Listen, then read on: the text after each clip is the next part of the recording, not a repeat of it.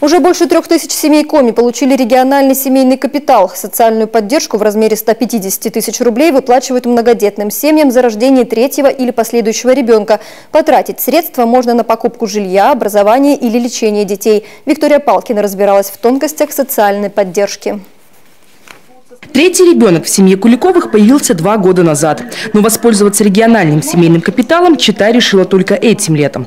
На строительство собственного дома. По словам Татьяны Куликовой, 150 тысяч хватило на хорошие двери и окна. О своем доме мы мечтали, как только поженились со своим супругом, родились дети. Мы понимали, что дети должны расти на земле. У каждого ребенка должно быть свое пространство в доме, своя комната, свой уголок. И маленькими шажками мы идем к этой мечте. В прошлом году в Сыктывдинском районе 39 семей потратили региональный капитал на улучшение жилищных условий.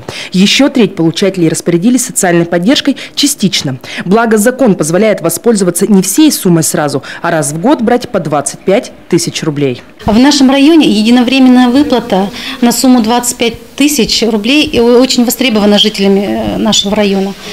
То есть они направляют эти средства, как правило, на оплату жилищно-коммунальных услуг, на содержание детей в детском саду, на страхование жизни детей, на уплату налогов семьи.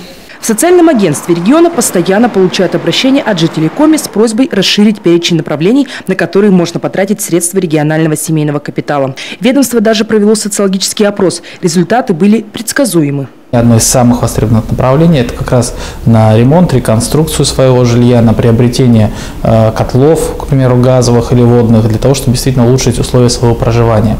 Такое же поручение мы получили от главы Республики Коми, и в связи с этим поручением готовим сейчас законодательную инициативу. Кроме этого, были предложения предусмотреть оплату летнего отдыха семьи, а также направлять средства на лечение не только детей, но и матерей. Сейчас в региональном соцагентстве работают над всеми предложенными вариантами и обещают окончательно решить вопрос уже в этом году. Виктория Палкина, Константин Стратиенко, Олег Костромин, телеканал Юрган, Сыктывдинский район, Сыктывкар.